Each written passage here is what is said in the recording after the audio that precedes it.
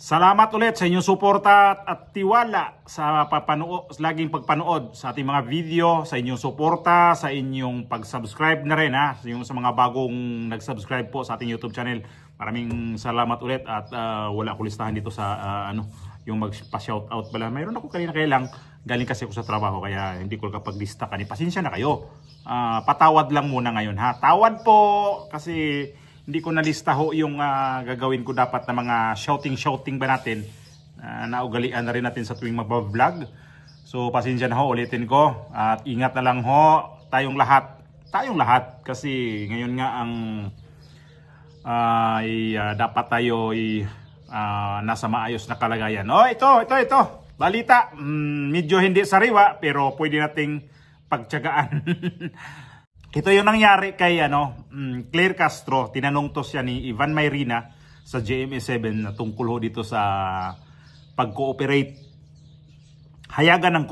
Para sa akin hayagan ng pag-cooperate ng Pilipinas sa ICC kasi itong si Boyeng Remulla ay inamin niya na itong mga witnesses kasi ilan daw tong mga witness niya, 4 na tao ba tong lumapit sa kanya para humingi ng protection para sa pagwi-witness nga dito sa dating Pangulong Duterte na kinulong nga dito nila sa ICC.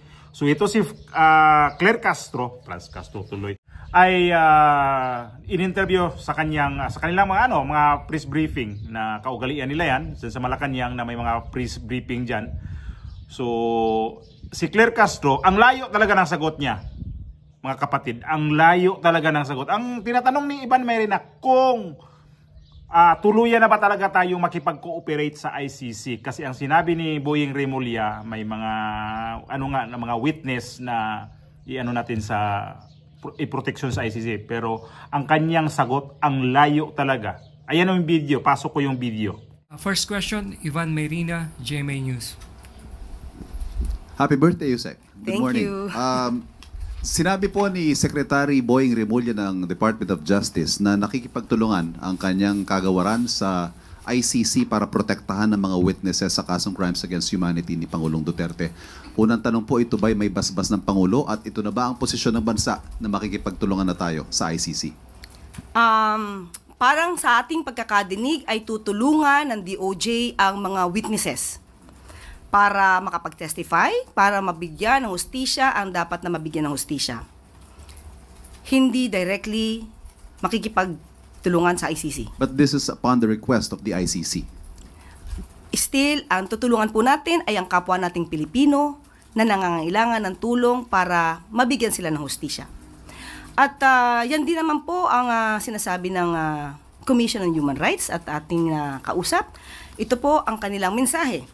The CHR, as constitutionally mandated, has always made its services readily available to the extent possible to all victims, regardless of circumstances and status, in its pursuit of justice and accountability for alleged violations of human rights, whether local or abroad, with assistance of relevant government agencies if necessary. At ayon din naman po sa DOJ, kahit sino pang witnesses, kung ito po ay witnesses ng mga biktima, mapa-ICC man po ito o sa ibang mga pagkakataon, tutulungan pa rin po nila. Going back to my original question, may basbas ho ito ng Pangulo? Yun po ay, yun din naman po ang gusto ng Pangulo, mabigyan ng hustisya ang dapat na mabigyan ng hustisya. One final point. Isn't this a departure from the previous statements of the President that we will not cooperate with the ICC in any way, shape, or form? Because at least from how it looks, it's definitely cooperation in a way, shape, or form. It can be said that it is indirectly cooperating with the ICC, but the primary intention of the government is to help the victims and the witnesses of the victims to get the justice they need. So hindi pa rin po tayo nakikipagtulungan sa ICC? Yes, directly hindi po. Salamat po. Again, reminder, one follow-up question. Apologies. Thank you. Next question. Follow-up question. Okay na yon, pa-birthday lang. Sige po ma'am, birthday po ninyo. Follow-up question, Mase Halili, TV5. Happy birthday, Yusek. Thank you. Yusek, Follow-up lang. Pero napapag-usapan po ba o may nabanggit po ba si Presidente about dun sa muling pagsaba ng Pilipinas sa Rome Statute? Kino-consider na po ba yan ngayon? Or at least nasasama ba sa discussion? Wala po. Sa ngayon, wala po talaga. Kapag ka po siguro nakabigyan kami ng pagkakataon ng Pangulo na mabanggit ko to ng mas malaliman, tignan natin kung ano yung kanyang magiging reaction. As of now, it's a foreign policy. Wala pa po talaga. Ang layo. At napatawa pa si Ivan Mayrina. Mukhang panay-panay sablay ito si sablay na naman itong si Claire Castro sa mga sagot sa mga media. Ito sa mga media, ito in fairness naman, itong si Ivan Mayrina, magaling talaga to sa pagtatanong dyan. Magaling di kagaya dito sa ibang mga reporter, lalo pag sa mga gobyerno na channel itong PTV4, pag yan magtatanong, ay tungkol lang ho niya talaga sa kanilang dyan. Pero ito si Ivan Mayrina, in fairness talaga magaling to. At ito napatawa na nga lang siya At ang birthday pa pala sa Gaga na yon. Diyos, nagpapati-bati pa tapos ang landi pa ng tawa niya nun, di ba? Next question, follow-up question. Okay na yon, pa-birthday lang. Ay, naku po, ito si Claire Castro, napaka bangag talaga magsumagot. Kasi nga, ang punto doon, kung nakipag-cooperate na ba ulit tayo sa Pilipinas, kasi ang sabi ni Boyeng Remulla ay may mga magwi-witness sa ICC ay bibigyan nila ng protection. Pero ang sagot ni Claire Castro, intindihin niyo yung sagot ni Claire Castro doon. Hindi pa tungkol ho doon sa witness na nanghingi ng proteksyon. Ang sa kanya, humingi ng tulong sa gobyerno. Pero ang iyang pagka-istorya, iba. Pansinin nyo yun. O yan yung ibalik lang natin ng konti. Sinabi po ni Secretary Boyeng Remulla ng Department of Justice na nakikipagtulungan ang kanyang kagawaran sa ICC para protektahan ng mga witnesses sa kasong crimes against humanity ni Pangulong Duterte. Unang tanong po, ito ba'y may basbas ng Pangulo at ito na ba ang posisyon ng bansa na makikipagtulungan na tayo sa ICC? Parang sa ating pagkakadinig ay tutulungan ng DOJ ang mga witnesses para makapag-testify, para mabigyan ng hustisya ang dapat na mabigyan ng hustisya.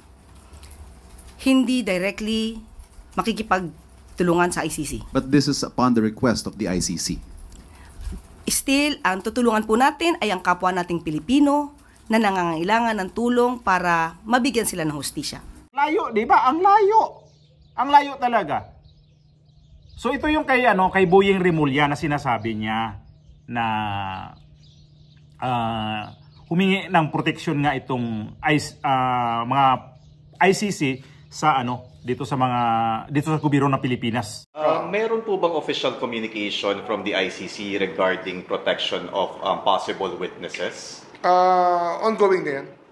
Ongoing na. At basta I told our program director to cooperate and to help them. And so far, for the past 2 months, starting May, nagsimula na itong pag-aano natin. Pag-cooperate for witness protection. So far, sir, anong mga cooperation yung ikinomit or iko-commit?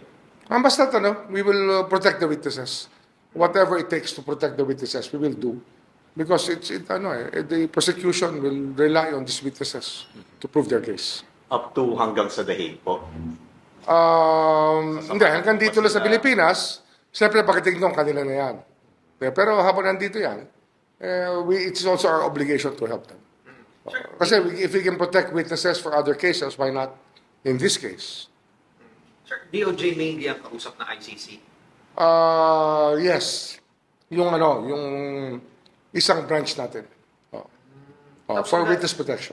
Ilalagay nga sir sa WPP at so lahat ng gastos nila, sagot siyempre ng gobyerno yan. So far, hindi pa naman umaabot doon.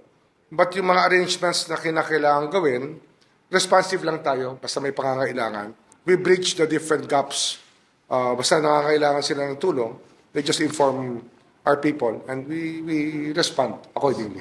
I-confirm nga na tayo, ang Pilipinas ngayon, nakipag-coordinate talaga sa ICC. Tapos itong si Remulla dati, kasinungaling nitong animal na tong sunog ang mukha nito. Sunog man ang mukha ko pero masunog yan. Ballistic talagang mukha nitong si Remulla na to, napakasinungaling talaga na Justice Secretary daw siya pero napakasinungaling. Tingnan niyo ang mukha ni Remulla, parang may sunog ang mukha tapos parang nakaiklat ang mata dito. Parang natamaan dito ng mga sharp nail ba? Kaya tuwing ano na lang tayo dito sa pagbablog, mayroon talaga tayong tatamaan talaga sa pagpipintas kasi nga naman ito kasi mga ginagawa natin ginagawa sa atin ng gobyerno ngayon, mukhang wala na talagang talaga yung mga cabinet secretary ni Bongbong Marcos, wala na talaga sa kaayos-ayos. Saan na kaya ang nito? Yung protection nga ng hinihingi ng ICC, dapat mapatrabahuin sa Pilipinas yan. Nakuha nyo nga si dating Pangulong Duterte, nasa inyo na problema nyo na yan kung saan kayo kukuha ng pang-witness.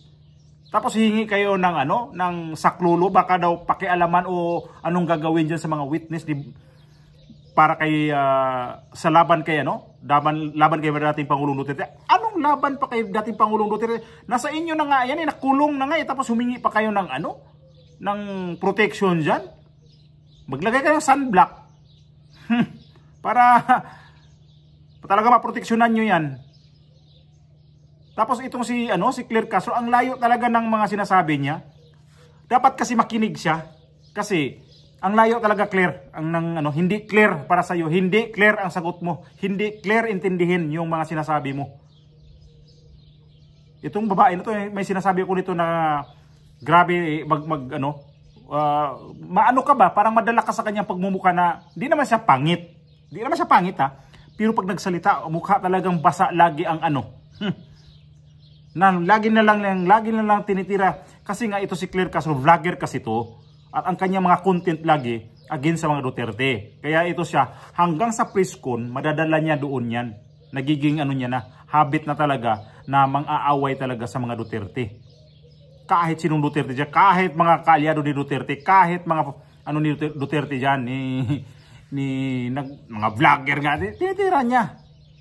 Basta mga supporter ni dating Pangulong Duterte. Mainit ang dugo ni Claire Castro dyan. At ito pa, in-interview sa ni Eden Santos ulit para sa mga OFW na nanggaling sa Qatar na hindi sumalubong daw to si Bongbong Marcos, na parang may plano yata na sasalubong sa mga OFW na nanggaling sa sa Qatar. Yun ito nangyari doon sa Israel at saka sa Iran na napursa sila sa pag-uwi at dapat sasalubong to sila. Tapos ito na naman nagharap naman siya ng ng lusot sa interview ni Eden Santos ng Net25. Next question, Eden Santos, Net25. Yusek, tanong ko lang po, bakit po kaya hindi natuloy si Pangulong Ferdinand Marcos Jr.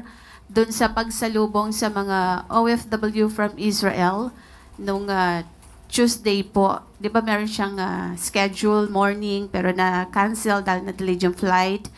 Dumating po ng gabi yung first batch ng OFWs from Israel pero hindi na po nagpunta ang Pangulo. Meron po bang mas mahalagang appointment or activity ang Pangulo that time kaya hindi po siya nakasalubong?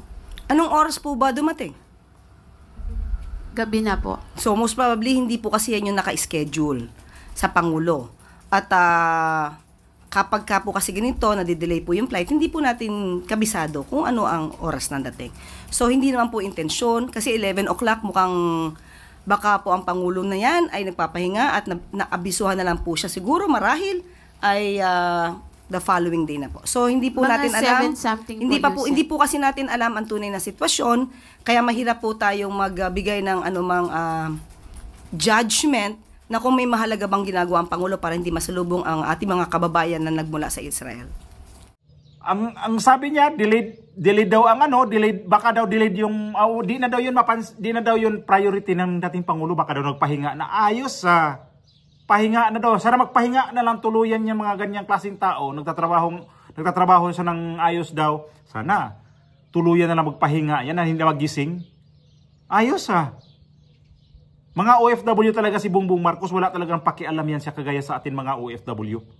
Wala talaga yan siya. Okay lang yan sa mga remittance.